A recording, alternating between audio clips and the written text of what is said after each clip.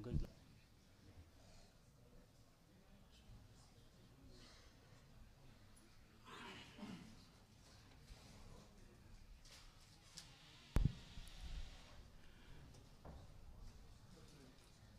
Just want to, maybe brothers are looking at the banners and thinking maybe there will be a fundraising.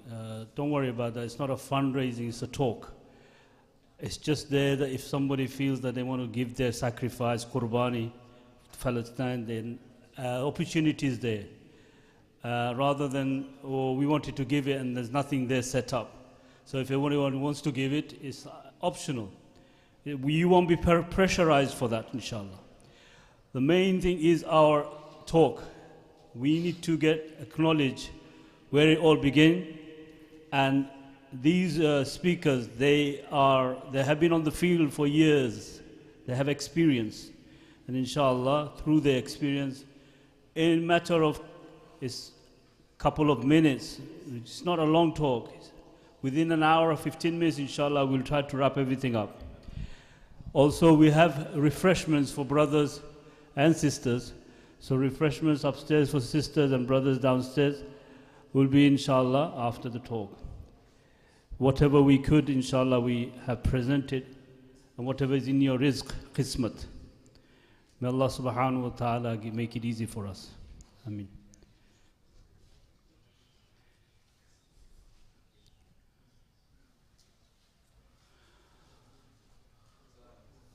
We will, inshallah, start off with the recitation of the Holy Quran by our Imam, Maulana Abdul Hannan Sahab. Should be here, inshallah. And then we will have one of the guests speaking. And in the middle, if we have the projector set up, then maybe some slide will be shown. And then we will have the second guest, and after that, inshallah, we will wrap up with the program. My dear respected brothers and elders, we go through in life a lot of things we go through. Many things is expected and many things unexpected comes in our life. And something which are expected, we take hint of it when we know that it's going to come. So we protect ourselves from it. Something we are unexpected, we're not aware of, so we don't have any protection for that. The matter in Palestine which is happening is unexpected. Where is going to come? They are aware that something's going to happen. But how it's going to happen, where is it going to happen, they are unaware of it. So in that situation, when you are unexpected that what's going to happen, how much of a fear you will have, because you are unexpected, you know something's going to happen, but you don't know when and how. And when you know that it's going to happen, you're going to take that precaution for that. So here, we are not expected, these are not expected, so they don't know. It's the fear inside them. It's what's going to happen. And Allah subhanahu wa ta'ala has given us a understanding and intellect to know and to be able to adhere to what is coming and what is expected. These people, if we will only be able to know how they're facing if we were in that situation. So therefore, inshallah, we sit with the attentiveness and with the good intention, inshallah, to learn, and all the things which we are doing surrounding to support them, the rallies and the du'as and the support, they will be all beneficial, inshallah, if we know what we are doing it for. One is doing it, just for the sake of everybody's doing it. Let's join them. Let's join the rally. What are you doing the rally for? I don't know. I'm just joining them. One is doing it. Why am I doing it? With bottom of the heart, I'm doing it because of this reason. I know why I'm doing it.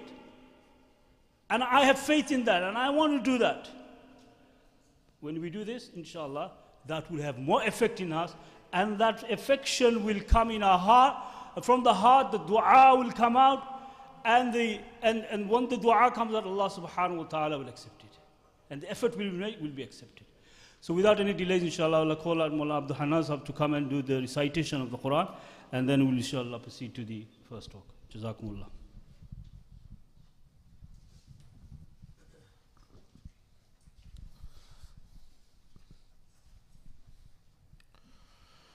أعوذ بالله من الشيطان الرجيم بسم الله الرحمن الرحيم وسيق الذين كفروا إلى جهنم زمرا حتى إذا جاءوها فتحت أبوابها وقال لهم خزنتها ألم يأتكم رسل منكم يتلون عليكم آيات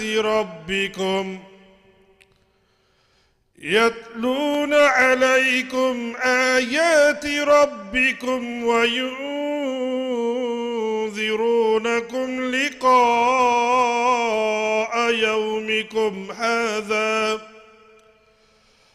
قالوا بلى ولكن حقت كلمة العذاب على الكافرين قيل ادخلوا أبواب جهنم خالدين فيها فبئس مثوى المتكبرين وسيق الذين اتقوا ربهم إلى الجنة زمرا حتى إذا جاءوها وفتحت أبوابها وقال لهم خزنتها سلام عليكم طبتم فادخلوها خالدين وقالوا الحمد لله الذي صدقنا وعده وأورثنا الأرض نتبوأ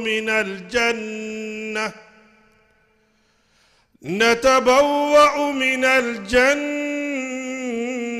حيث نشاء فنعم أجر العاملين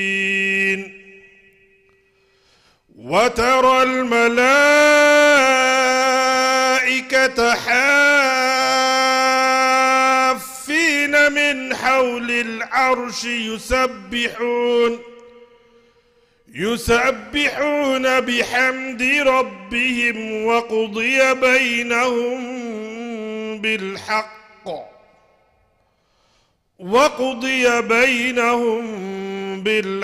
وقيل الحمد لله رب العالمين صدق الله العظيم.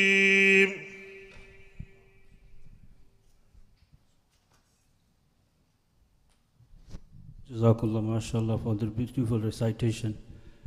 Now, inshallah, I'll call Brother Ashraf to come and introduce our guest to us, inshallah. Brother Ashraf.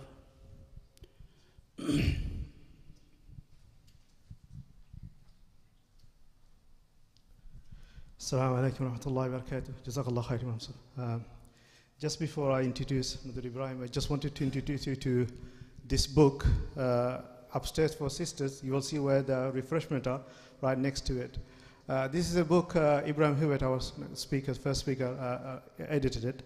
And he said all the struggles that they went through, and a lot of the part you will read and we say deja vu probably. All the struggle they put in the book. Please get this book. We're selling for £8, $7.99. All the money was go to charity. You can't find that book anywhere else. We're selling it ourselves. And if for any reason anyone can't afford to buy it, you're most welcome to have it. We just ask you that you read it, don't leave it on a shelf and let it dust, build up. Mudir Ibrahim, or Dr. Ibrahim Hewitt, he doesn't actually need an introduction from me. He's most commonly known to us Mudir. That's why we call him Mudir. And if you go to speak to any children in Leicester, it's always Mudir. And the moment they say Mudir, we all know who they're talking about.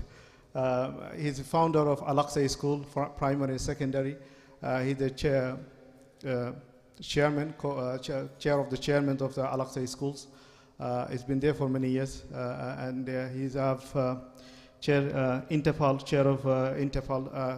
of trustees for Interpol for over 25 years. He's currently working as a journalist. He's also co-founder of Middle Eastern Monitor, and many other credit I can give it to Mudir Ibrahim. So he's been in this over half of his life, fighting the good cause of the Palestinian people for this land and everything else. He even got citizenship for Palestine. So alhamdulillah, we'd like to ask you to give your full attention to Mudir Ibrahim. And thank you all for coming over. Jazakallah. I know Sunday is a very beautiful day outside, that you're taking your time out to come here, inshallah. And please give your all full attention to it, inshallah. And see how we can benefit, inshallah.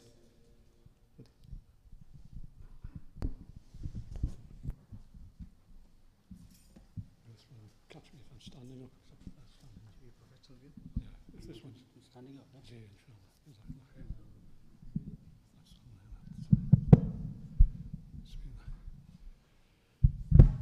Bismillah ar-Rahman ar-Rahim. Alhamdulillah Rabbil Alameen wa salatu salam as-sayyid wa salim. Bismillah ar-Rahman ar-Rahim. Assalamu alaikum wa rahmatullahi wa barakatuh. Brothers and sisters here? Brothers and sisters, Jazakallah khair. Brother Ashraf said, it's a lovely day outside, so this is a little bit of a sacrifice for you to come inside. I don't know how long I've got to talk. You said very short, but I've driven for 2 hours, so I usually tend to ignore that. So please give me a nudge or wave your arms about or something like that. Inshallah, inshallah. He'll be good to me, because alhamdulillah. Where do we begin? Many people ask me why I've got the Palestinian flag and next to the British flag, the Union Jack, Union flag on my lapel. So a number of reasons. One, I'm British, and two, the British are responsible for what's happening in Palestine. And when I say British, I don't mean necessarily the people, okay? It's the governments. And the problem is as you all know, perhaps when you grew up, especially if you're coming from Indian subcontinent, or even in this country, that the sun never set on the British Empire. And if you listen to George Galloway, he'll tell you that's because Allah subhanahu wa ta'ala didn't trust the British in the dark. And there's good reason for that. Because if we're looking at the situation in Palestine today, and the media, the politicians are telling us that everything is 7th of October, 7th of October, 7th of October. It's as if the previous 76 years hasn't happened. As if the previous century hasn't happened. As if there's no background, there's no context. Oh, alhamdulillah.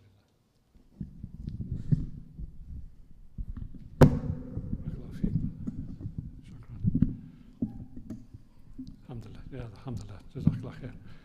Means I don't get a stoop. MashaAllah. They don't give any context. The whole world, the whole history started on 7th of October. That is total and utter nonsense. And we have to be very clear about this. We can go back, and we do. History is my subject. And I try to remind people of things like the Balfour Declaration in 1917, like the Nakba in 1948. But we can actually go back to 1896 to the World Zionist Congress, a guy called Theodor Herzl, who was an Austrian atheist Jew. He didn't believe in Allah. He came up with a book called The Jewish State. And it's on this that the Zionist movement was built. Zionism is a political ideology It's nothing to do with Judaism. We have to be very clear about that. Herzl was an atheist. He was an atheist. It's believed that the majority of Israeli citizens are atheists, and yet they will claim that God gave them the land. Hold on, is this the God that you don't believe in? But anyway, but we can actually go back before Herzl, well before Herzl, into the 18th, 17th, and even the 16th century in this country, where there was a movement among Christians to get the Jews who are in exile returned to the land, the Holy Land, the land of Palestine. So we've got our roots in this country of the Zionist movement, the Christian Zionist movement, and it's a whole area of study in itself. And there's a man called Stephen Sizer, the Reverend Dr. Stephen Sizer. He was a Church of England minister, priest, before he retired. And he is very, very strong. He's done his PhD, he's done a lot of research about Christian Zionism. And if we look at what's happening in America today, the Zionist movement, there are more Christian Zionists in America than there are Jewish Zionists in America.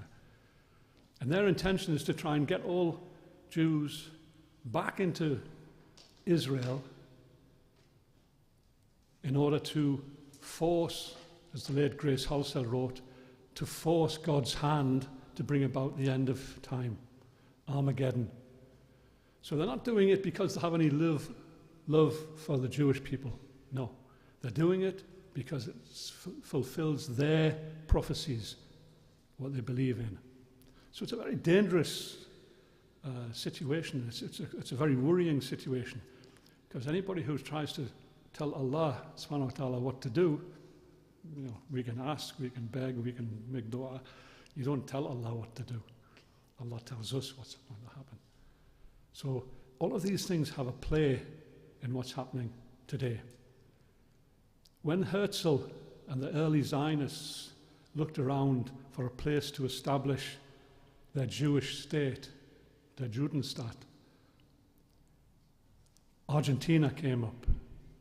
The British, tell you, Allah doesn't trust the British in the dark. British Empire suggested Uganda, big chunk of Uganda in Africa, because it was a British colony. We do what we like with it. The arrogance is unbelievable. Eventually, I think Herzl was actually known as the Ugandan. He quite liked that idea. But the people who suggested Palestine won over. And what they did is that they approached all the anti-Semitic, all the racists, all the anti-Semitic countries and governments in Europe, because they were all colonialist states. They all had colonies around the world. They were the imperial states. And they approached them for their help. And the way they did it was more or less, and I'm paraphrasing here, obviously, you have a problem with Jews in your country. We will solve that problem for you. Give us the land of Palestine, and we will get all the Jews to go there, out of your country, end of your problem. The anti-Semites in the governments loved this idea. In the British government, the one person in the cabinet who opposed the idea was the only Jewish member of the cabinet. This speaks volumes to tell you what Zionism is all about. But nevertheless, in 1917, even before General Allenby in the First World War conquered, took control of Jerusalem during the First World War, the British government issued a letter, more correctly, the Foreign Secretary at the time issued a letter, Lord Balfour, Arthur Balfour, basically saying, it's a short letter, you can check it online and see it online, the full text is there, that the British, His Majesty's government views with favour the establishment of a Jewish national home in Palestine. That's the first bit, and that's what we hear all the time to give legitimacy to the state of Israel. What they always ignore is the second bit, which says, on condition that nothing shall be done to harm the rights of the, now listen to the words, the non-Jewish population, non-Jewish people. Already in 1917, the Palestinians were wiped out of the equation. They weren't Palestinians, they weren't even Arabs. They were non-Jews. That tells you the mindset straight away. Their opinion did not matter. They weren't important. And the text of the Balfour Declaration was included in the treaties which brought about the ending of the Ottoman Empire. That's what the First World War was all about, to destroy the Ottoman Empire. The words of the Balfour Declaration were included in there. However, when the British were given the mandate, the League of Nations mandate, to govern Palestine in 1923, it was with the supposed intention to prepare for a Jewish national homeland, which had morphed into becoming a state, and to prepare the Arab population for self-rule. This was supposed to be the aim. Again, I'm paraphrasing, it's a lot more complicated than that. You can get books which give you all, I've got one book in particular which gives every time Palestine's been mentioned, like the League of Nations, the UN, and even before then, in the First World War, when the British and the French were busy planning, Mr. Sykes and Mr. Picot, Monsieur Picot, Sykes-Picot Agreement of 1916, they were planning, already drawing lines on the map to carve up the Ottoman Empire in the Middle East. So they're already agreeing, okay, you have that bit, we'll have this bit. You know, this is European arrogance. And we still see that today with the way the Europeans regard what's happening in Gaza. With this Ursula von der Leyen, subhanAllah, giving full support to Israel, and we'll come back to that, inshallah. So once this started, once the British mandate took over, Jewish migration, immigration was encouraged. And the Palestinians started to get wind of what was really happening here. They're seeing their land start to get bought up. So that by the time World War II came along, and the British established a Jewish brigade and trained them and armed them to fight for Britain. And you know what's going to happen next. As soon as the war's over, bang, a ready-made militia. And in the years between 1945 and 1948, you had what has been called Jewish terrorism, Zionist terrorist gangs, Irgun, the Stern Gang, or known as Lehi, Haganah, the Palmach. These were terrorist gangs, and they're all intended to attack, create the conditions to scare people, massacre. First of all, the British. There was at least, I wrote an article about it, and my printer didn't work last night, as these things normally happen. I wanted to bring it, there's a list. If you check out on Middle East Monitor, in October I wrote an article. It's called Turning Terrorists into Heroes. Just do a search on there. And it gives you a long list of the massacres, the terrorist attacks on the British, and then from post-48 against the Palestinians. And in the middle there's some mix with Palestinians and British. British police officers were killed, British places were bombed. The headquarters in 1946, the headquarters of the British administration, the Mandate administration, King David Hotel in Jerusalem, was blown up by these terrorists. And things were so bad, they were actually listed, their leaders were listed as terrorists.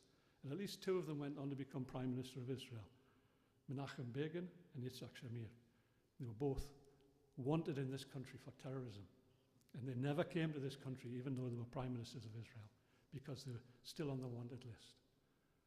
This is a history which they do not want us to hear. They do not want us to know. But this is the context behind British support for the State of Israel. In 1948, 14th of May, midnight, they declared their state, their independence. State, I don't know independence from who, I don't know, but anyway. Because in 1947, in December 47, the United Nations had issued a partition plan for Palestine. It's a UN resolution, partition plan in November. And that plan was put together. There was no input from the Palestinians. Arabs, yes. Palestinians, no. And it's one thing, just on an aside, it's amazing how people will talk about the Arabs. You try talking about the Jews, and people will be down on you like a ton of bricks, but it's acceptable to be racist. Anti-Arab racism is acceptable. It's the last acceptable racism in this country. Even Saida Warsi, Baroness Warsi, has said it hasn't passed the dinner table test. When people are at dinner at each other's houses, every other kind of racism is unacceptable, but anti-Muslim, anti-Arab, it's acceptable. So in 1948, when the State of Israel was declared, this was after a series of massacres and people getting driven from their homes. And the details are horrendous. I don't want to go into them because there's children here. But they're online. Check it out. The most famous one, but it's not the only one. When sometimes you read about it, you'd think it's the only one which took place. Is a place called Deir Yassin, which is in Jerusalem. And it's in West Jerusalem, which is occupied by Israel since 1948. And it's right near the Holocaust Memorial Center. And yet there was a Zionist massacre took place there.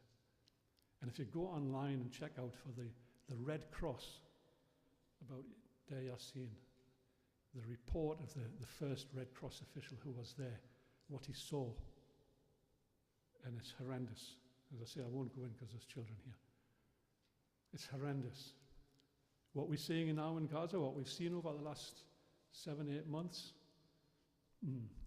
pretty much the same. Smaller scale, same methodology. Brutality, murder, so on and so forth.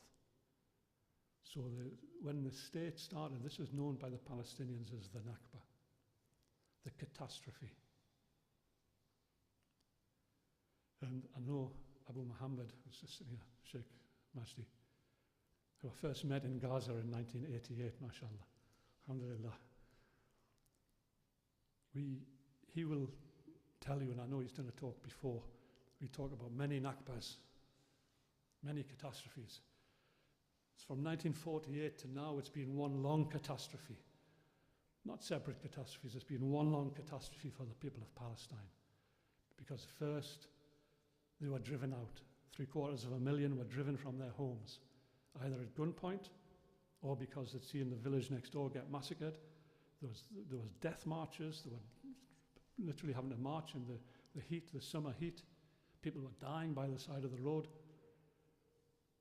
Lidda is Ramla and Lidda, death marches. Right, so there'd been ethnic cleansing. An Israeli historian, Professor Ilan Pape, described it as ethnic cleansing to get rid of the Arabs. So this happened. The Palestinians who were left in their land, some of them were also made refugees. Sheikh Majdi himself from Ashkelon to Gaza. That's why I get very upset when I hear people talk about the Gazans. They're Palestinians. The Gazans, the whole thing is to try and separate Gaza from the West Bank, to keep it as two separate. It's all Palestine. Israel is Palestine. West Bank is Palestine. Gaza is Palestine. The Gaza Strip, it's a man-made thing. Yes, there's a city called Gaza, but it's not a Gaza Strip. It's a man-made thing. So let's refer to the Palestinians. Most of the people who live in Gaza, who've been displaced again in Gaza, are already displaced from places inside what's now Israel. We hear a lot about an Israeli town, city called Esderot. It became very famous and infamous 10 years ago when Israel was bombing Gaza, as it's been doing regularly, frequently. Because they would sit at night on the little hills outside the town of Esteroth and watch the bombing going on in Gaza a few miles away. See all the explosions and laughing, joking, drinking. It's a big, big, big joke for them.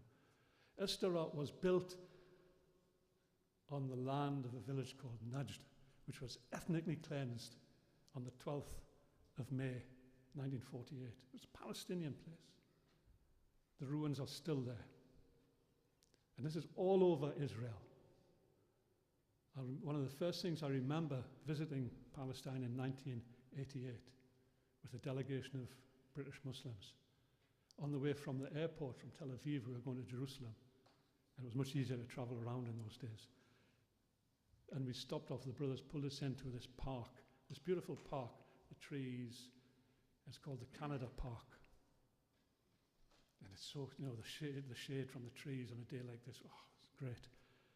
And then they told us what's happening underneath the park. This is the ruins of a Palestinian village. And this has happened all over Israel. Ethnic cleansing. There's over 600 towns and villages wiped off the map. Wiped off the map. Look on the map, they won't exist. They're not there anymore. Roads have been changed. Place names have been changed into Hebrew place names. Right since 1948. Between 1948 and 1967, Gaza, the Gaza Strip, came under Egyptian administration. The West Bank came under Jordanian administration. The Palestinians who are left inside of Israel, it was military rule. And people don't talk about this because we hear that Israel is the only democracy in the Middle East. If you're Palestinian, it's military rule, which sees even today children in the West Bank who get arrested, children get arrested, they appear before a military court. And the conviction rate of those military courts is about 97%, 98%. Everything's done in Hebrew. They're forced to sign confessions in Hebrew that they don't understand, they cannot read. That's a military court. So in 1967, again we're told, the popular history is that the Arabs attacked Israel. No, Israel preempted the build-up, the armed build-up, and destroyed the Egyptian Air Force on the ground even before a shot had been fired by any Arab state. So Israel kick-started in 1967, the Six-Day War, and they wiped the floor. And again, what we don't know, or what we're not told, is that King Abdullah, the present King Abdullah's grandfather or great-grandfather of Jordan, Hashemite Kingdom, he did a deal with the Zionists. You take this land, we'll take this bit. He wanted to hold on to the West Bank. He wasn't doing anything for Palestine. So the whole notion that we have when we see and we listen to the politicians and we read the media, as I said, is that everything started on 7th of October. No. Because the grinding oppression has been going on since before 1948. Since before 1948, we hear the myths of Zionism. That was the Zionists who turned the desert, made the desert bloom, as if Palestine was just a desert. Yeah, there is desert there. But you go to Gaza, even today, where all this munitions won't have poisoned the earth. But I've seen it with my own eyes. You go to Gaza, you've got like dust, sand, dust, dirt. Put a plant in there, put some water on there, it'll grow. One of the most fertile places I've ever seen in my life. In 1936, the British sent a commission, a royal commission called the Peel Commission, the Lord Peel. And they looked at the whole situation in Palestine and they found out that actually, Palestine is the world's top exporter of citrus fruits. Why do you think we've got Jaffa oranges? Jaffa. It's part of that. This is but no, it was a desert until the Israelis came along and made the desert bloom. Utter nonsense. They destroyed the place. They've destroyed the place. If you look at the West Bank, all of these settlements. They're monstrosities, and they're always in strategic positions, so they're always on a hill, looking down. They've got military things looking down. The roads which they've done just for settlers, so they've carved across, regardless of anybody's land, they just take the road. The wall which goes around. They didn't build a wall on the border of what was the armistice line between the West Bank and Israel in 1949, when the fighting ended officially after the creation of the state. No, they went into the West Bank. So they already took a whole chunk of the West Bank with the wall. And the wall's about 700 kilometers long. It goes round and round and round. So it creates all these little enclaves. Qalqilia, Tulqarim, these places that are like surrounded by the wall. There'll be one gate, one road in and one road out. And it's controlled by the Israelis. There's over 600 military checkpoints across the West Bank at any one time. Some of them are permanent, some of them what they call flying checkpoints. They'll just put one up one day. Where you're traveling there, maybe you're going to school, you're going to university, you're going to work, you're going to hospital, and all of a sudden you'll find your route blocked by a checkpoint. And as some of our sisters have not only given birth at the checkpoints, but also died at the checkpoints. Now this is oppression. It's been oppression, grinding oppression, for going on 80 years under the state of Israel. It's an occupation. It's a brutal military occupation by the only democratic country in the Middle East. Total nonsense. Total nonsense. And we have to understand when we hear Palestinian terrorists. Have a look at the law. Have a look at international law. People under occupation, foreign domination, are legally obliged almost, but certainly completely legitimately allowed to resist that occupation by any means necessary, and this is exact words, including armed struggle. I'll say that again, including armed struggle. So when we hear that this horrendous terrorist attack on 7th of October, this was resistance. What would we do? And I ask this of especially the right-wing white, thickos who are out demonstrating and they've all got all the Israeli flags out. They were all out yesterday in London. What would you have done if Adolf Hitler had succeeded in invading this country in the 1940s? What would you have done? What did the French do? Many French resisted. What did the Dutch do? Resistance. What did the Jews do in Warsaw, in Poland? They resisted. They resisted the Jewish, and they even made a movie about it called Defiance, about the Jewish resistance. Were they terrorists? Was their resistance terrorism? No. So why is Palestinian resistance terrorism? We have to ask these questions. We really do. We have to arm ourselves with the knowledge to be able to counter the arguments which completely wipe out the rights of the Palestinians, completely wipe them out. And we've got to stand up and say no.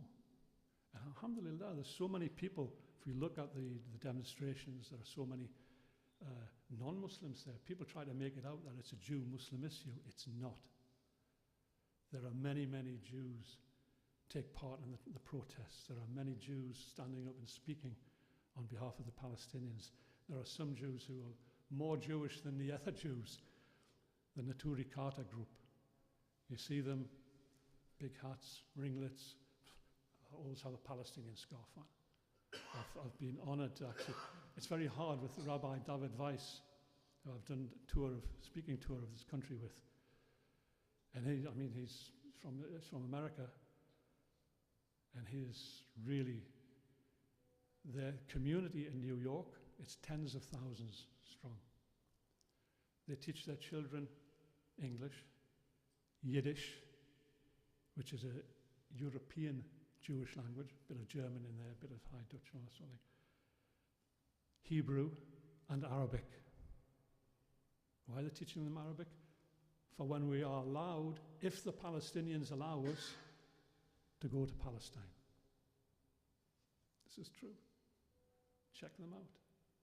They're dismissed as they're not real Jews, they're self-hating Jews. Again, total nonsense. They're more Jewish than most of the Jews because they practice, they are Torah Jews. And I mean, the religious thing, yes, there is a movement to destroy Masjid al-Aqsa, to rebuild the temple, as if that's some sort of, temple has very different connotations in English. Certainly not what we'd call a place of worship for the monotheists. But we know any building which was there, built by Sulaiman alayhi salam or Dawood alayhi salam, would be a masjid, a place of prostration. It may not be called a mosque, masjid, but it's a place of prostration. That's what Arabic means. It's where people would go and prostrate before Allah subhanahu wa ta'ala. But there is a plan to destroy Al-Aqsa. And we have to be very aware of that. But when people say it's a Jew-Muslim issue, no. This is an issue of haq and batil, right and falsehood. And we have to be very strong about that and understand that. And sometimes we're going to get kicked and hit and abused because we say that. If you check online, check me out online, the stuff on there will tell you 2014, I think it was 2013, 2014, I was accused of being a homophobic, anti-Semitic terror activist. And I thought, hold on, they've missed out Newcastle United supporter here, all these bad things, and they've missed out. If there was any of those things, I'd be locked up. But they just try to discredit. They cannot argue the case legally and honestly. And, they cannot argue against the facts. So they try to discredit the person, shoot the messenger, as they say. And again, we've got to be ready for that. But Allah subhanahu wa ta'ala says, first of all, just, what's the biggest jihad? To speak truth in the face of the tyrant. And we may not consider that our government's tyrannical yet, but we're getting there. They're trying to ban protests. Suella Braverman, sorry to upset you, spoil your afternoon by mentioning her. But what does she say? She's trying to say these hate-filled terror marches in London. And we've heard this sort of rhetoric so many times over the last 7 or 8 months. Hate-filled. No. People just want to say what's right. You mustn't break the law. You're extremist, and they've actually changed the law now. Michael Gove, I've spoiled your afternoon twice by mentioning him. He's changed the law now so that the government will decide that there's these extremist organizations who break the law to try and change the law. SubhanAllah, let's just cast our minds back 100 plus years ago. If some very, very brave women in this country didn't become extreme because they were fed up of being oppressed and they were fed up of not having the vote, so they demonstrated and they broke the law, then Suella Braverman would never even have the vote, never mind being MP. Our sisters here wouldn't have the right to vote. So they're very selective about who's an extremist. And we have to remind them about this. Extremism depends where your starting point is. It's like right and left politically. Well, if everybody's to the far right anyway, then the left could well still be right wing, because you're to the left of the extremists. So what's far left? The centre is gone, the centre ground's gone. All of this sort of terminology, these arguments are used against us to try and suppress our rights, to demonstrate, to discuss, to share knowledge, to get people active. If there's an unjust law, to campaign to change the law, to campaign to implement the law. So the laws which were in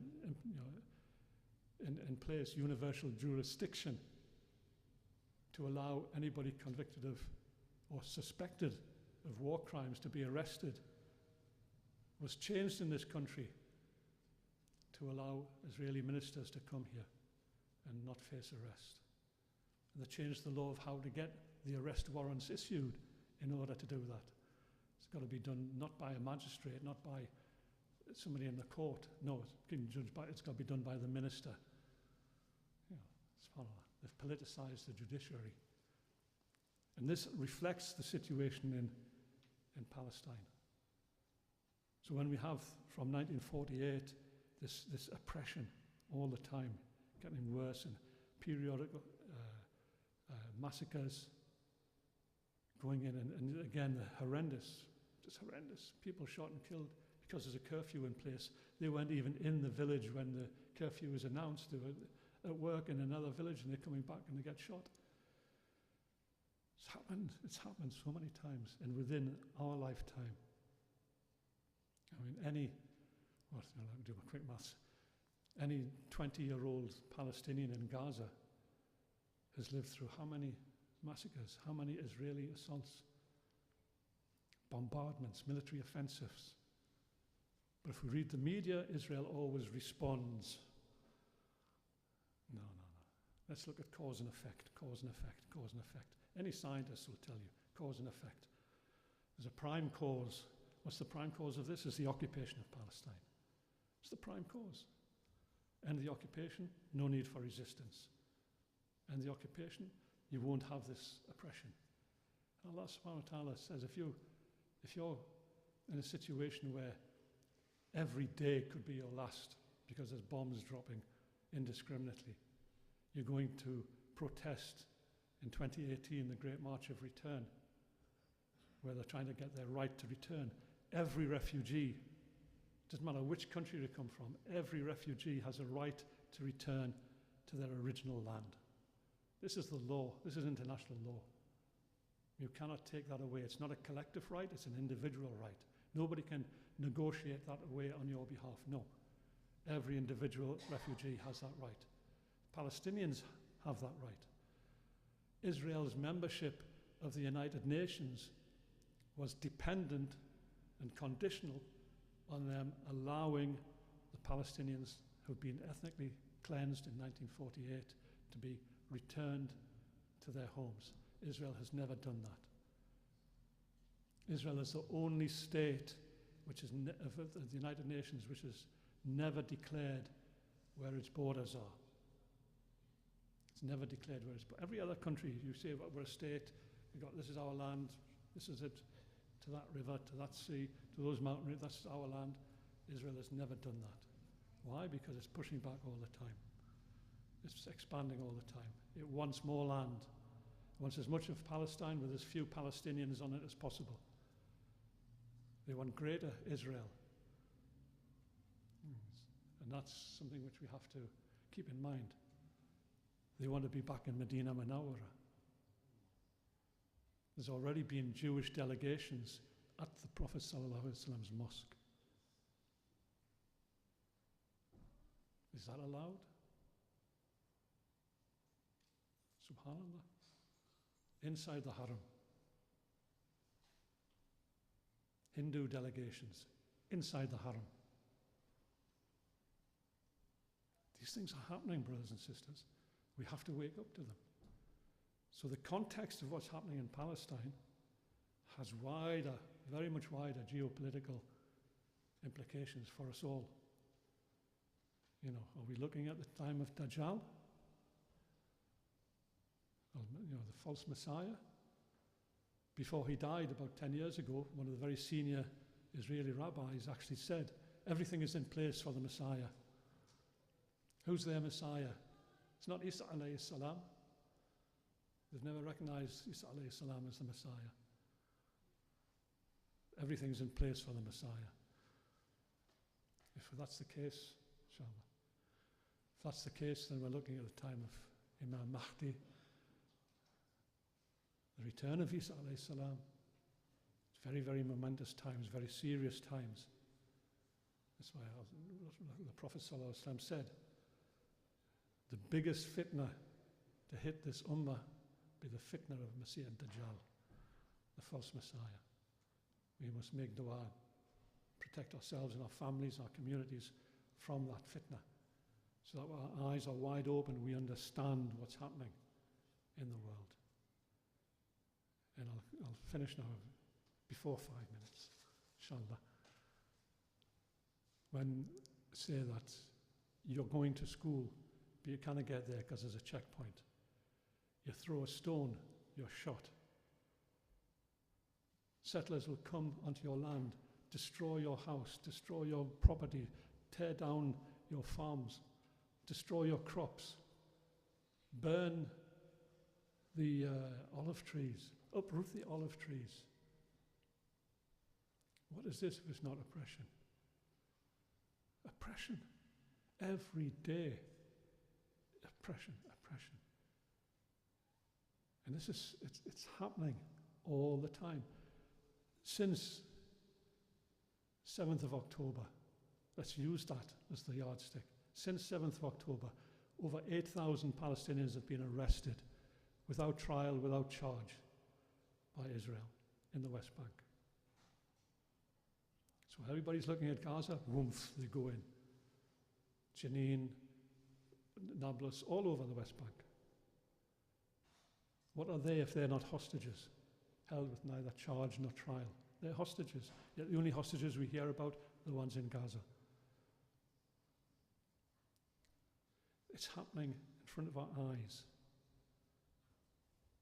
And we hear about it. It's the first time in history that genocide, there I've mentioned the G word, genocide is taking place live.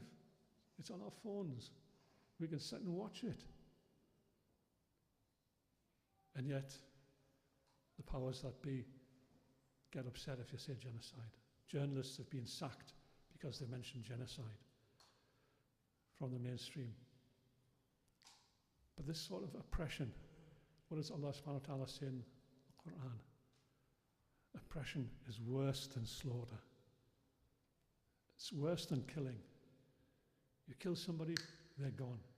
You oppress them, you're killing them every day. Every minute of every day, you're screwing them down, screwing them down, screwing them down. Every time they try to stand up, you're pushing them down. You're hitting them down. You're telling them they're not worth anything. Their opinion doesn't matter. They don't matter. Their lives don't matter. This is just totally unacceptable. As Muslims, we've got to stand up for what is right. And even if that means that we might suffer in some way, our suffering is nothing compared to what's been going on. Shaikh Majdi will talk about. Get your hankies ready because he's got some real heartbreaking stories here. So, may Allah subhanahu wa ta'ala guide us. Shaikh mentioned before about what we can do. Yeah, we can give charity if we can. And as I say, this is not a collection today. But if you want to give, please do give. But don't let that be enough. Don't let that be all that you do. Be active. We've got a general election coming up. I haven't a clue what the politics is here in Reading, or Reading, as my sat-nav was telling me all the way down from Reading. Follow the A4074 to Reading, mashallah. I don't know what the politics is here. But whoever comes knocking at your door, asking for your vote, ask them what they're going to do about Gaza. What have they done about Gaza? Did they vote for a ceasefire? Are they supporting a ceasefire? Do they speak out? Ask them. Don't be shy. And if they say no, or you find out that they didn't, and you can check their voting history, if they're MPs, vote for somebody else.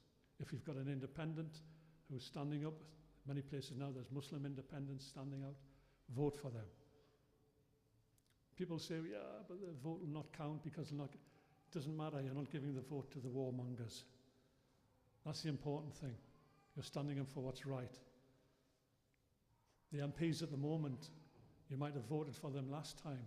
Even your local councillors, you might have voted for them last time. Are they voicing your opinions? Are they standing up and speaking for the things that you care about? If they're not, why do you give them their vote? Simple. So we've got to be strong, we've got to be firm. And the last thing I would suggest that you do, and that'll be 5 minutes, is boycott and push for sanctions and divestments. This is what the university students have been doing all over the world now. Because a lot of universities have got investments in Israeli companies and companies which benefit from the occupation. They make profits from the occupation. So divestment is very important. Boycotting is very important. It brought an end to apartheid in South Africa. Let's bring it the end of apartheid in Palestine, Israeli apartheid. And sanctions, push for sanctions. We must isolate the occupation state, the settler colonial state, the apartheid state. You go on and on, it's got so many different things you can call it. The state of Israel, the Zionist state of Israel. And let's stand up for what's right and help our brothers and sisters in Palestine. May Allah subhanahu wa ta'ala make it easy for us and guide us and strengthen us. And forgive us all for our weaknesses. Keep us on the straight path. And let us live as Muslims and die as Muslims. Jazakumullah khair. Assalamu alaikum.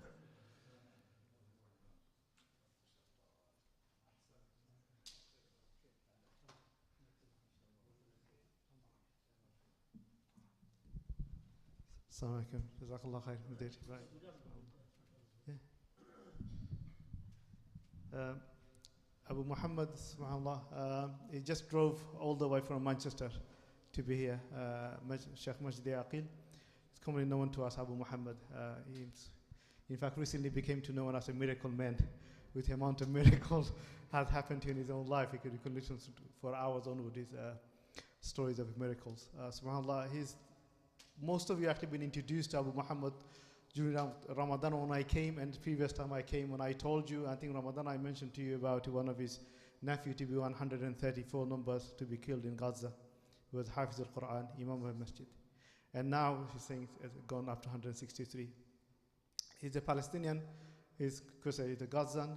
He's started his khidmat of this ummah at Islamic University of Gaza, which was first to be bombed in first week. When we saw some of the pictures of the books of the university spread all over it. Since he's been in this country, he's been tirelessly working for his people, for Palestinian people, giving lecture, giving khutbah all over the countries. And he's even traveled to Europe. He used to go to travel before Brexit. He used to travel to Europe to fundraising and giving lectures as well, to Holland, Spain, and other countries. So he's been in the khidmat of even Interpol charity for over three decades, over 30 years. So please give him your full attention and listen to him. Jazakallah khair.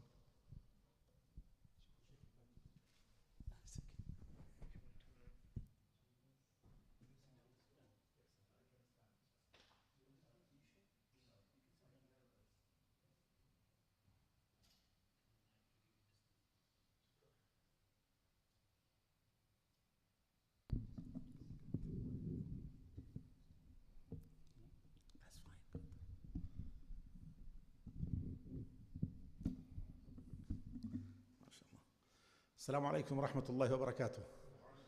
Tired? Do you need water, tea, coffee? Free of charge, halal. This is Alhamdulillah Rabbil Alameen wa salatu wa salamu ala Sayyidina Muhammad al-Nabi al-Amin wa ala alihi wa sahbihi wa man ihtada bihaddihi ila yawmiddin.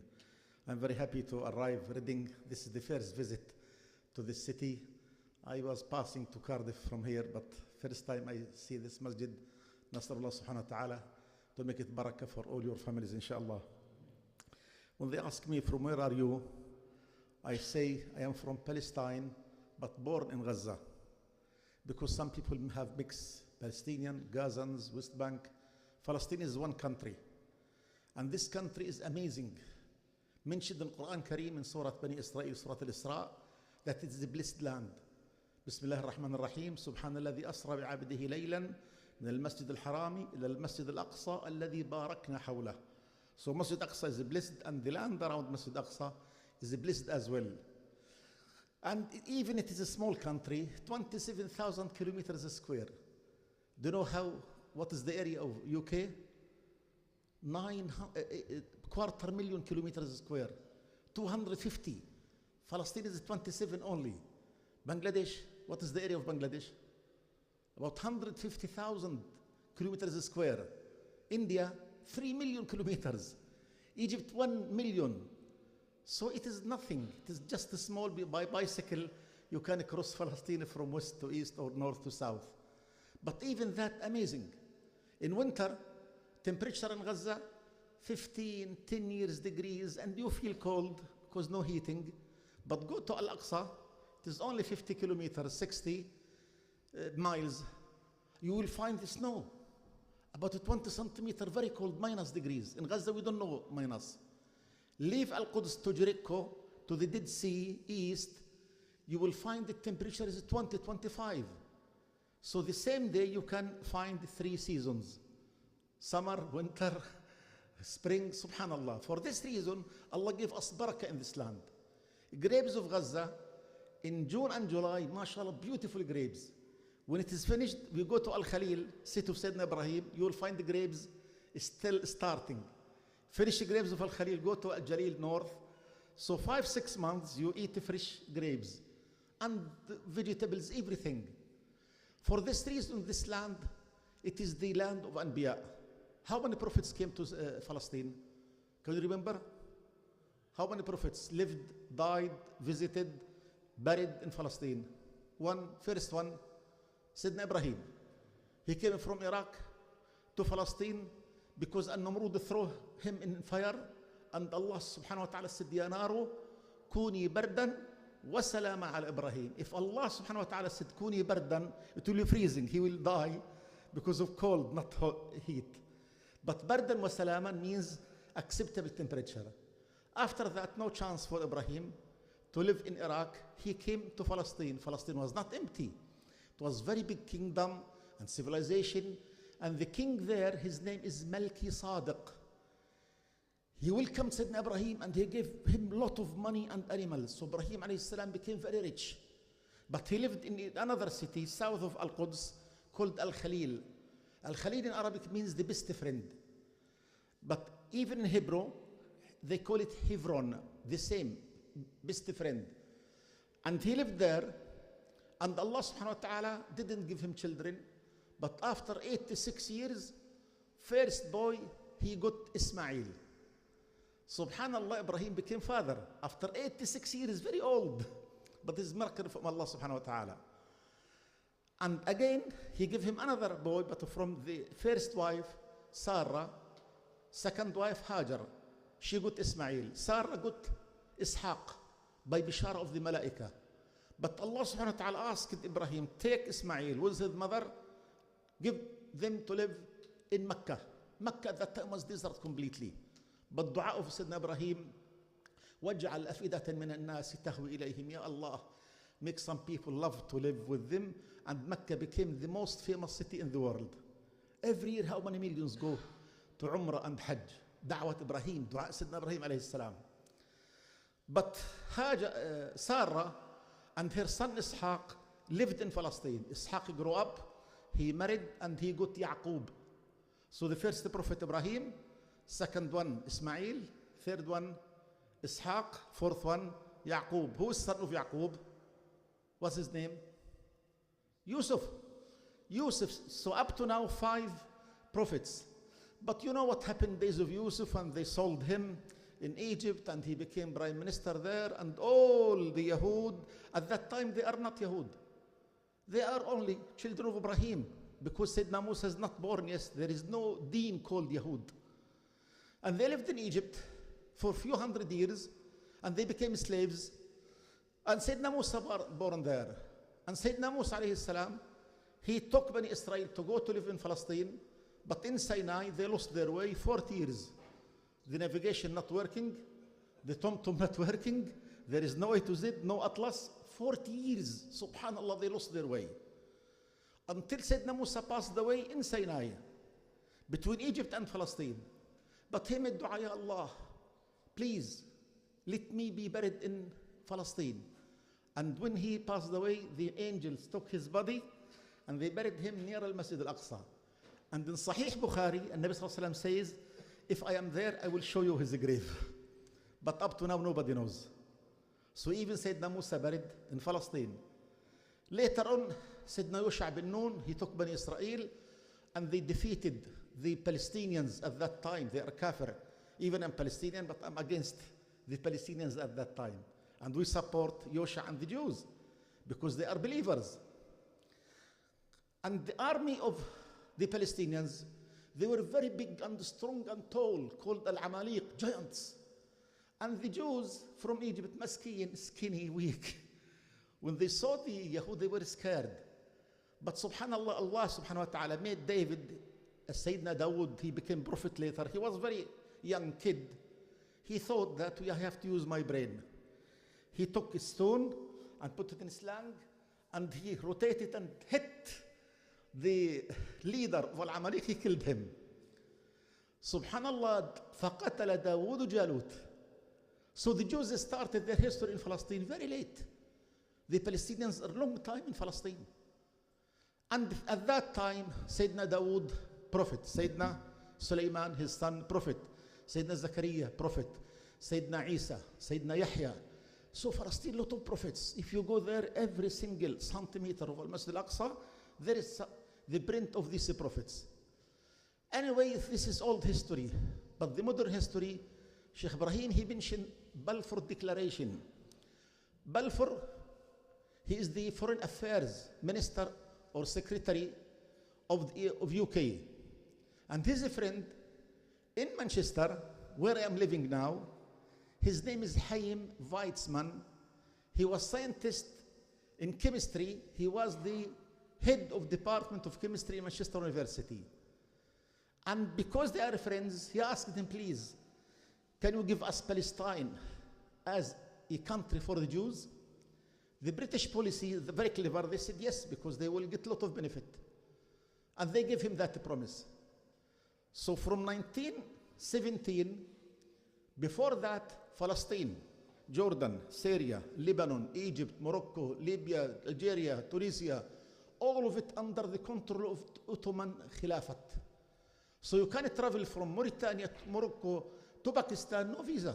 One country, one Muslim, one Ummah. 1917, unfortunately, they defeated and the British army came to Al-Aqsa and they occupied Palestine. 1917 up to 1948, they opened the gates to the Jews. Come without visa and they take nationality straight away. So year after year, number of Jews grow and British army supported them with everything. So they have tanks, they have guns, they have everything. And if a Palestinian discover a knife with him, 6 months in prison.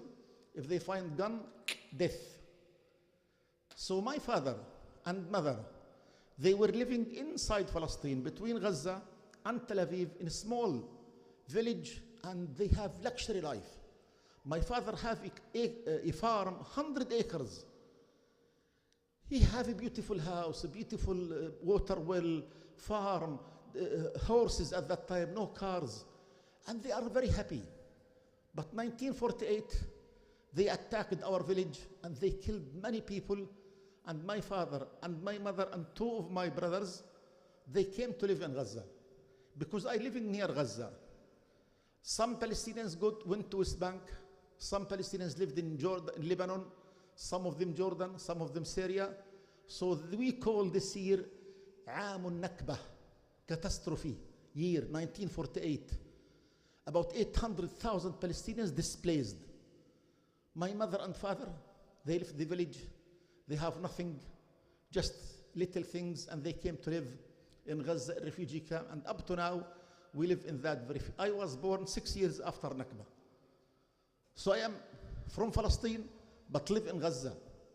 And my house, with the brothers, my father got 7 boys, sons, and 3 daughters, and we live in the same house of refugee camp. And then this attack after 7th of October, I will show you the videos, they destroyed all the area. What happened? From 1948 up to 1967, how many Nakba?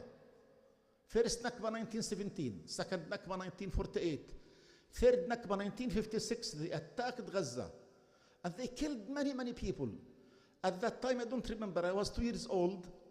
And wallahi, when my parents were telling me what happened, you will cry. In one school in Rafah, they gathered 111 people. And they asked them to look to the wall and raise their hands. And they shot all of them. 111 in one school, in one massacre. And many massacres. But at that time, there is no CNN, no Al Jazeera, no documentation. They would keep everything. They took pictures. And Alan Pape, here in UK, now he left Israel. He's Israeli historian. He published all these musibat. 1967, that I am witness of that war. They attacked Gaza, they attacked Sinai, they attacked West Bank and Golan Heights. After 1948, United Nations, they gave Gaza to Egypt, and they gave West Bank to Jordan, and the Palestinians in Lebanon and Syria under the control of Syrian government and Libyan government and Syrian government. We lived under the Egyptian control from 1948 up to 1967. We are not allowed to have toilet in your house. Never. You are not allowed for running water in your house. Everything is public. Wallahi, we go queue for a toilet outside, and I remember that these days. And about water, my mother, 14 people in my house, she go in a queue to bring cleaning water, to give water for this high number. Why? Because don't forget Palestine, you have to go back. They are liars, they didn't do anything. In 1967, Egyptian army escaped. There is no fighting. In 6 days only, the Israeli army occupied Gaza, occupied West Bank, occupied Golan Heights, and occupied Sinai from Egypt. Do you know Sinai how? What is the area? Gaza is 320 kilometers. Sinai, 64,000 kilometers. That means 2.5 of Palestine's. And the Egyptian army escaped. 6 days, Israel expanded 3 times. And Gaza is nothing, and 240 days, and still, they couldn't control Gaza. They couldn't occupy Gaza. Israeli army, 500,000 soldiers. They have the most strong jets, F-16, F-35. They have missiles. The war started on 7th of October, now about 240 days. How many bombs fall on Gaza? 80,000 tons on heads of people of Gaza. And the experts said that that means 2 nuclear bombs in Hiroshima and Nagasaki in Japan. They destroyed 80% of houses. They killed up to now 40,000 people, most of them children and women. They injured about 80,000 and no hospitals. 36 hospitals, they destroyed completely 34, and 2 working a little bit. Masajid, 350 masjids. Last Ramadan, people prayed in the streets. Hasbi Allah wa ni'mal wakil. And the world are deaf and blind, they don't care. They don't take any action. Even General Court International, they said you have to stop, they didn't stop. But even that, the people, mashallah, they have sabr. They have sabr with, like mountains. And one, he lose all his children, say, Alhamdulillah, Shaheed inshallah Rabbil Alameen. People are suffering from everything. The most simple thing is bottle of water. In Gaza, you can't find. Because the only source of water in Gaza, groundwater, sorry. Groundwater of Gaza, polluted and salty. Very salty, you can't drink. You can make wudu, but you can't make madmada, can't wash your mouth. It's very salty. So people depend on the desalination. They have some units, and a little bit it be acceptable for drinking. And the food, they close the borders. Gaza, we have gate with Egypt called Ma'bar Rafah, and we have gate with Israel called Ma'bar Karam Abu Salim. Both closed from 7th of May up today. Borders closed. People are starving. Wallahi, I call my family. How do you do? He said, we are living on cans a little bit every day because we don't know tomorrow we can find or not. Allahu Alam. So the situation is unbelievable. The first days of the war, my cousins, we live in one area, and 2 missiles, 1 ton each, fall in my cousin's house. 27 people killed in 1 second. And injured, I don't know how many. I have the videos. Al Jazeera published it, somebody recorded, and you will see. 2 of them up to now under the rubble. Asad and his daughter, my cousin, still under the rubble. We don't have bulldozers. And the others, rahmatullah alayhim, shaheed inshallah. My cousin Saleh, he got 3 children. He left his house just a few minutes. He came back, he found the house gun and the family gun. He collected the bodies of his children in a bag. He carried his wife on his shoulder, and the cemetery just 200 yards approximately, and he buried them. No ghusl, no janazah, nothing. And imagine that these huge number of people, the same. But subhanallah, even that happened, we trust in Allah subhanahu wa ta'ala. In the Second World War, when German army attacked France, few days, France surrendered. The biggest army in Europe, few days. And Gaza now, 240 days, and no one raised the white flag. No one raised his hands. That's made people, what's going on? Because Masajid of Gaza full. You don't know what's going on. Tarbiyat al-Masjid, Halaqat al-Quran. It made the people full with Iman.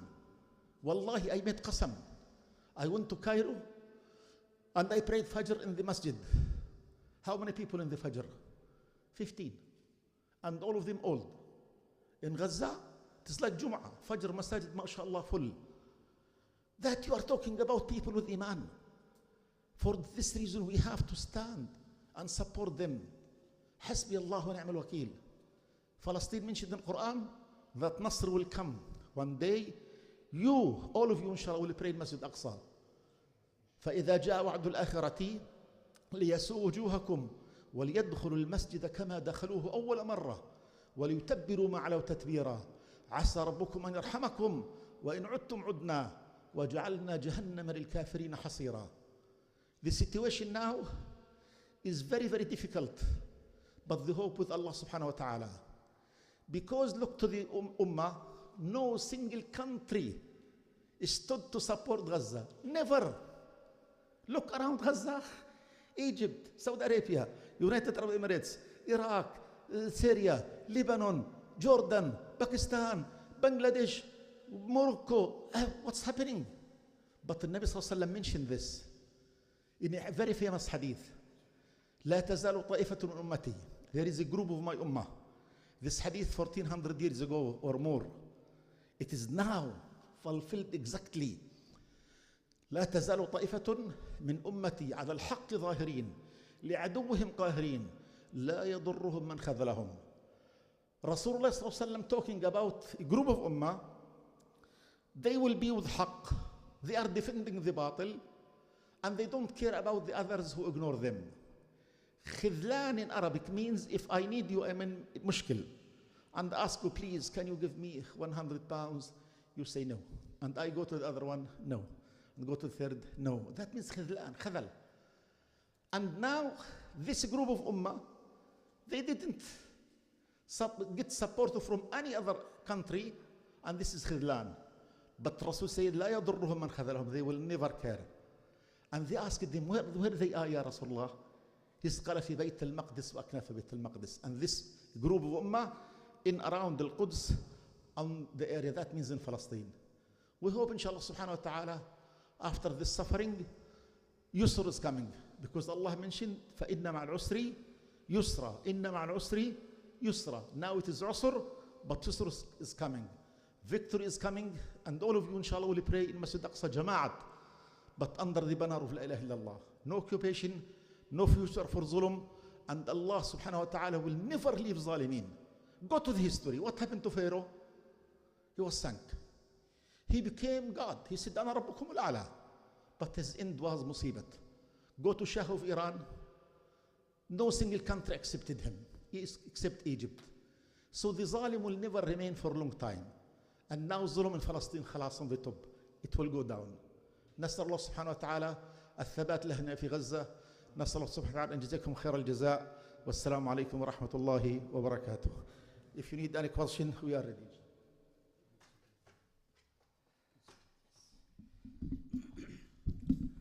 Jazakallah for this wonderful and very spiritual and knowledgeable speech from Shaikh.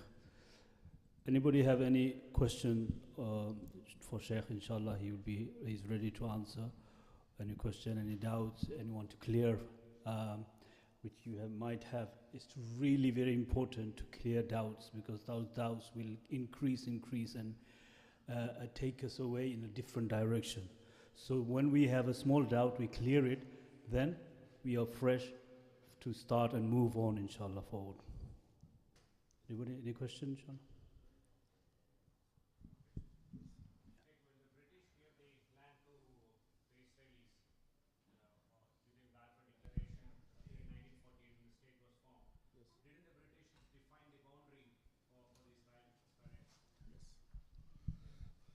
This is a good question for ladies. The brother asking about the borders of Palestine when the British Army gave them the promise to be a country for the Jews.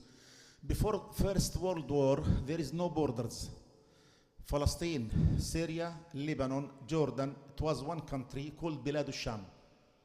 One from France, one from UK, they called Sykes, Picot, two, they have a meeting and they divided and they put these borders.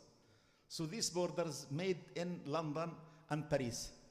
So they put, this is Palestine, and it was by intention to give this part of the land to the Jews and give Jordan, this part, to son of Sharif Hussein in Mecca, and to give Lebanon as a state, mosaic state for dancing and khamr, and up to now, Lebanon is the center of Fasad, and Syria, completely different.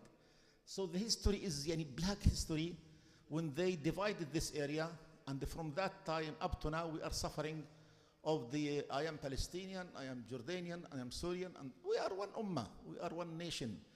So when they did it by intention, it was defined, this piece of land will be for the Jews. And by the way, Israelis arrested me for 2.5 years in a desert, in a detention camp, not building. And we lived in tents in very bad situation, isolated. I didn't see my children for 2.5 years approximately. And I found a book about Golda Meir. If you heard about this name, she was the Prime Minister of Israel in 1970. And I translated this book to Arabic language. And in this book, Golda Meir said that secretly I took clothes of Bedouin woman with niqab, and somebody was waiting me. He took me to the king of Jordan, Abdullah, to Amman, and I agreed with him about everything. Keep silent. We will take Palestine for us. You will be the king of Jordan. And it is written.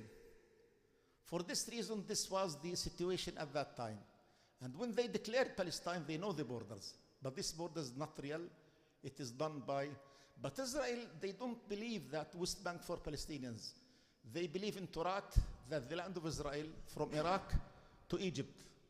And see, look to the flag of Israel. It is two blue lines and David star in the middle. This star for King David, for Prophet David alayhi salam. So their slogan is من النيل إلى الفرات. From Nile River to Euphrates River, this is the borders of Israel. So up to now, as Brother Ibrahim mentioned, in the United Nations, there is no borders for Israel. And by the law, you will never be member of United Nations without borders, except Israel. It is exceptional. There is no borders. And open any atlas in the world. All the borders are continuous red line. But about Israel, dots. Tick, tick, tick, tick, tick. Where is it? You don't know. This is musibat, but our Muslim countries, unfortunately, they don't have the media. They don't have strong media to tell the people the truth. And ask majority of Muslims, they have little information about Palestinian cause. And the Yahud, they have a lot of media. For this reason, alhamdulillah, one of the benefits of 7th October, that everything became clear. And the young generation with WhatsApp, they started to know what's happening. But before that, look, today 36 universities in the UK supporting Palestine. It didn't happen before. So inshallah Rabbil Alameen, Allah subhanahu wa ta'ala knows what is the best for us.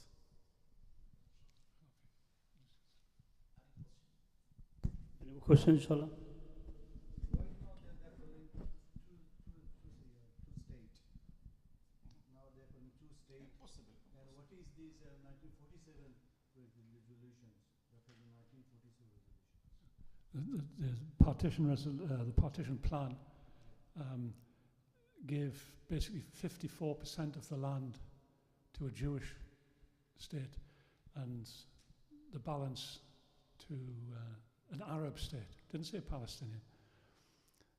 Even though at the time Jewish landowners only owned about 6% of the land. So they were given more than 50%. And the thing about the partition plan as well is that Jerusalem was supposed to be left as an international body. That Jerusalem was too hot potato, right? It was too much to be left to one side or the other. So they said, no, Jerusalem will be administered by an international body. But then in 48, the Israelis took West Jerusalem. And then after 67, they declared that they had annexed East Jerusalem. It's illegal to annex any territory through war, to gain any territory through war. And according to the law, East Jerusalem is still occupied. West Jerusalem should be down as occupied as well, but it's not. You'll find the law and the way it's applied to Israel is amazing. I mean, it's just completely different. Ask about two-state solutions. The two-state solution was a cop-out. How many rooms in your house? It's a two-room example. Two? It's an example, 4 room, I have a 4 room. Okay, I will come from Manchester. I will occupy 2 rooms. I'll kick you out, and I'll take the 4 rooms, okay? And then we start to negotiate. Will you accept to take 2 for me and 2 for you? No. This is the situation. Anyone asked me, I asked him, listen, do you know Jack Straw? He was the foreign minister. I was meeting with him in Gujarati House, my friend in Blackburn. It was open discussion. And I told him, why should I give my land free of charge for the Jews? Tell me, do you accept that? He didn't answer. He looking at me, said, answer.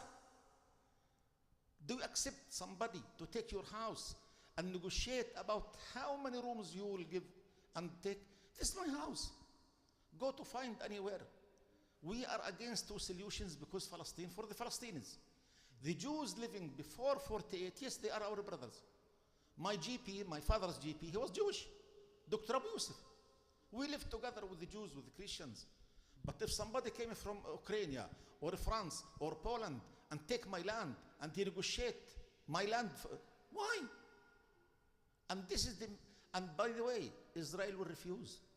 Impossible to accept 2-state solution because they know that one day we will defeat them. Why? Because Israel, like Europe, only 1 child or 2, but the Palestinians, mashallah.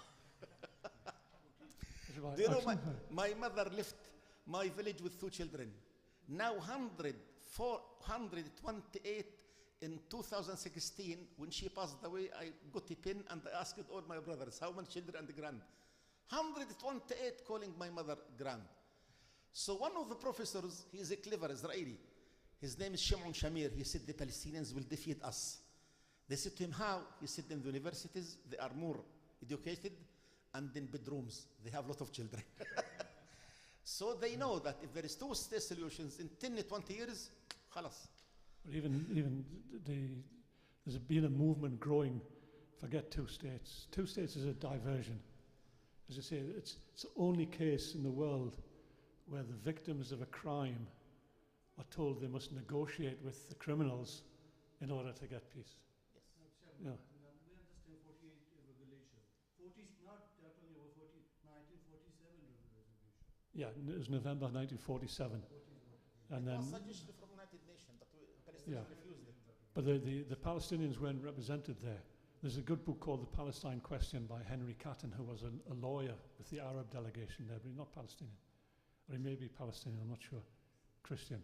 But as Palestinians, they weren't represented there.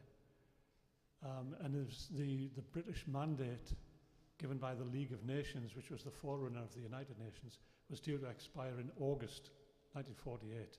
The British packed their bags and just got out.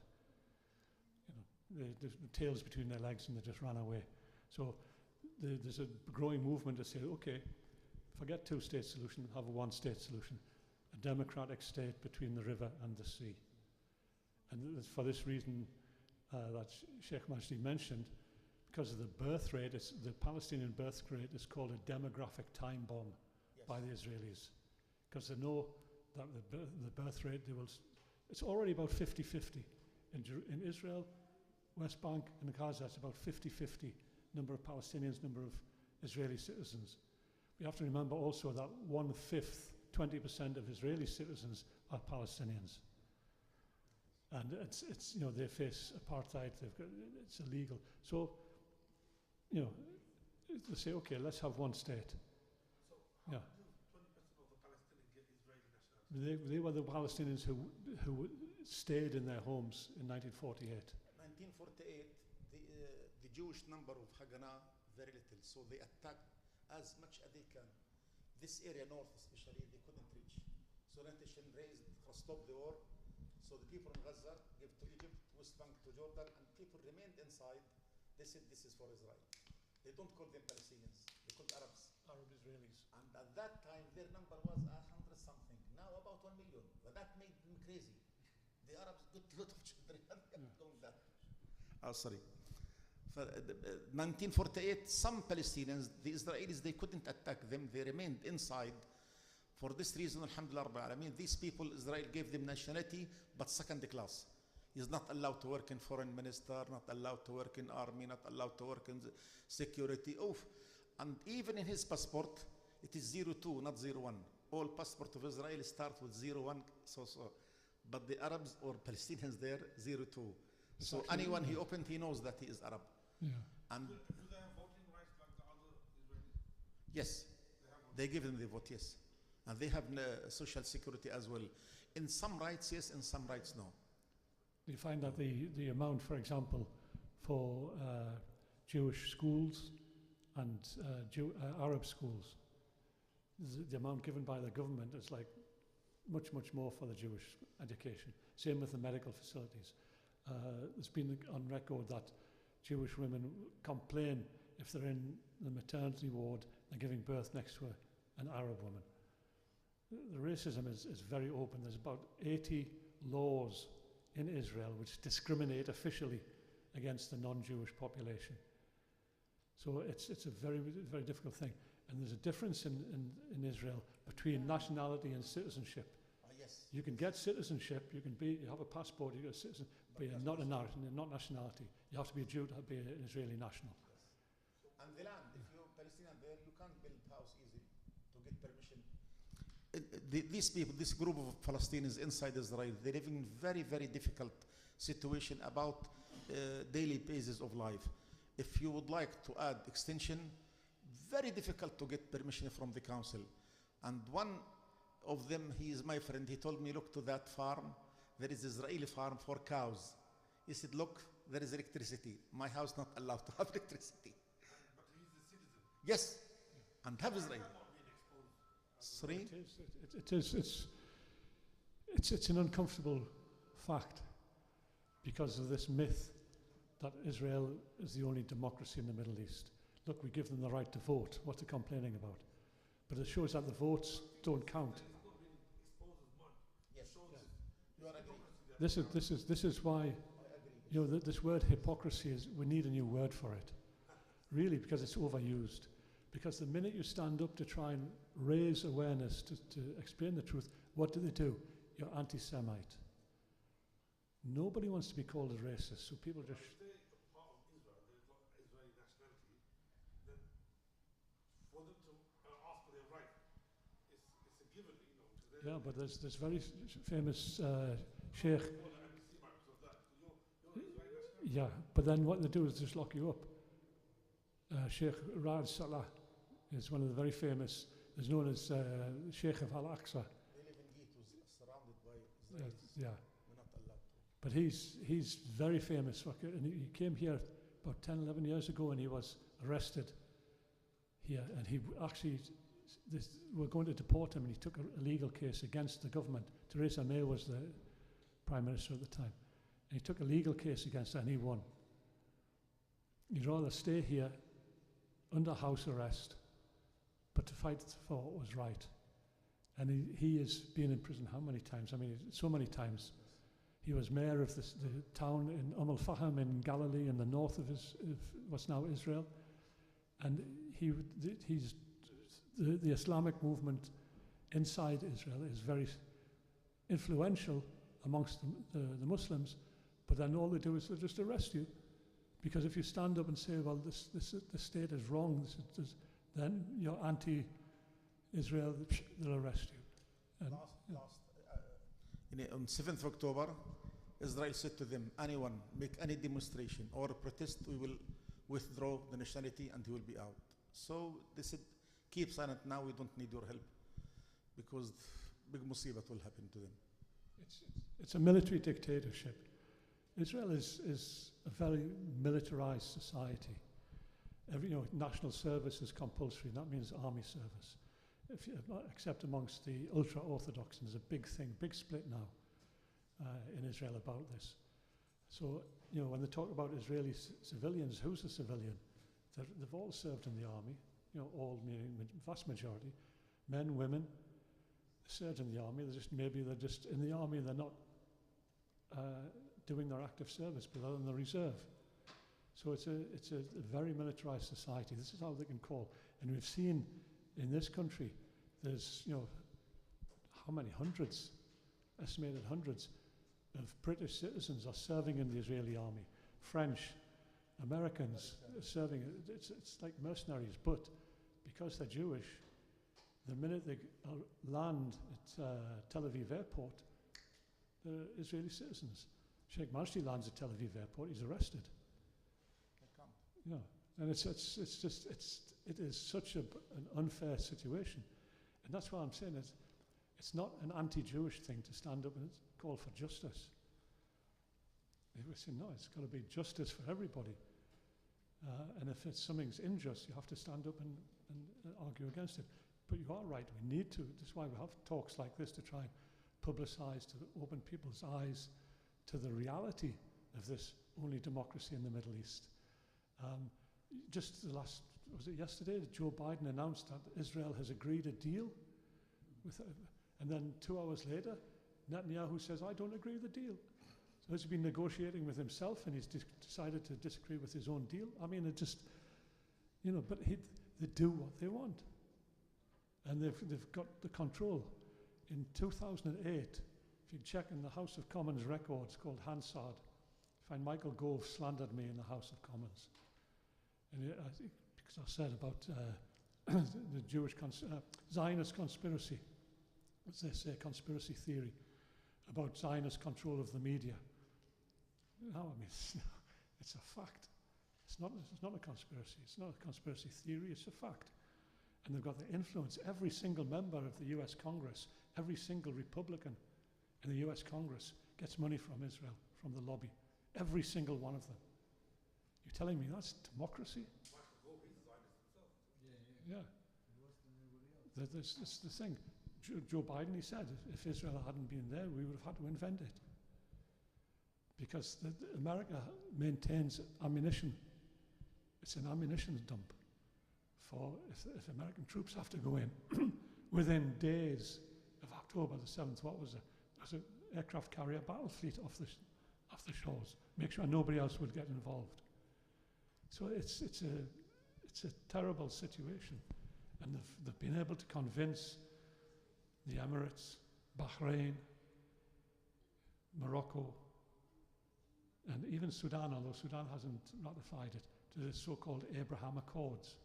So now you see in the Emirates an Abrahamic faith center, where they're trying to say that Judaism, Christianity and Islam are all the same.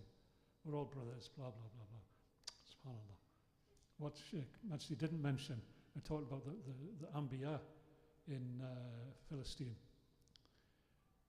The Bani Israel is not talking about the land of Israel. No, there was no land called Israel. Israel was Yaqub alayhi salam. That was his name.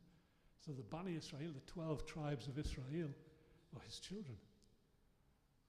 Hazrat Yusuf alayhi salam and Benjamin and all the brothers. This is Bani Israel means the sons and the children of Yaqub alayhi salam. And then suddenly Judaism came in, Judah.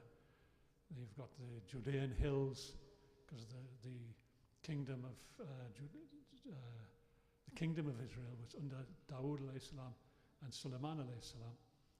There was for about maximum 300-400 years maximum, something like that, and it was split. Even so, this is Judea and Samaria. That's what they call it. You'll never hear them calling it the West Bank. They'll never call it the West Bank. It's Judea and Samaria. So this is where Gaza was never part of that. The Negev Desert was never part of that. The north of Palestine, which is now Galilee, and that was never part of Judea and Samaria. So but this is what they're taking now. It's an awful situation, and it's getting the way it is because Palestinians have been ignored. The non-Jewish population. The narrative has been changed. The Palestinian narrative has been excluded. So everything is Israel acts in self-defense. Palestinians are terrorists, and this whole thing, it's totally unjust, and that's what we have to try and raise the awareness about. SubhanAllah. I think I've got about my 2 hours will be up outside. You can catch up with that, inshallah. Okay. Inshallah, before we wrap up with this thing, Shaikh is traveled from Manchester as a Musafir, so we asked him to make a short dua, inshallah, especially for our brothers, sisters, children in Palestine and surrounding the world, whatever situation Muslims are in. Allah subhanahu wa ta'ala protect us all, and Allah subhanahu wa ta'ala guide us all. Allah give us the good knowledge and understanding to protect ourselves and put us on the Sirat al-Mustaqim, inshallah.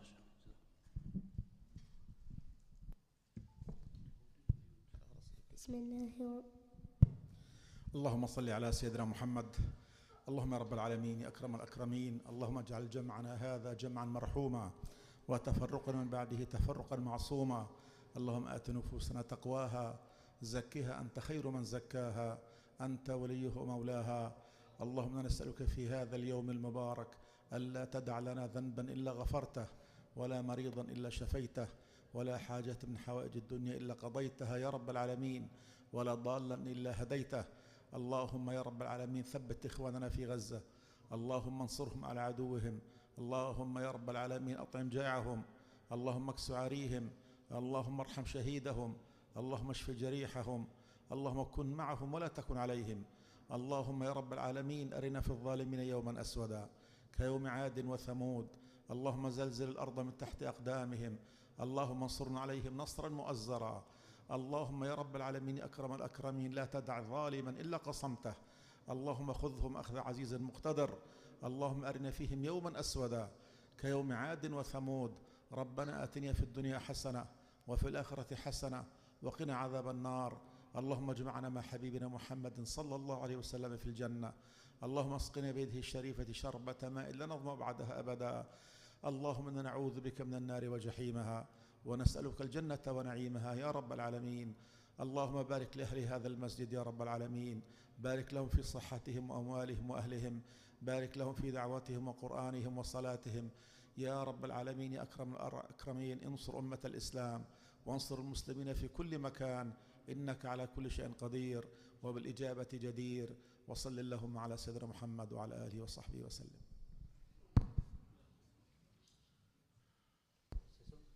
Very quickly, just when I was introduced as Dr.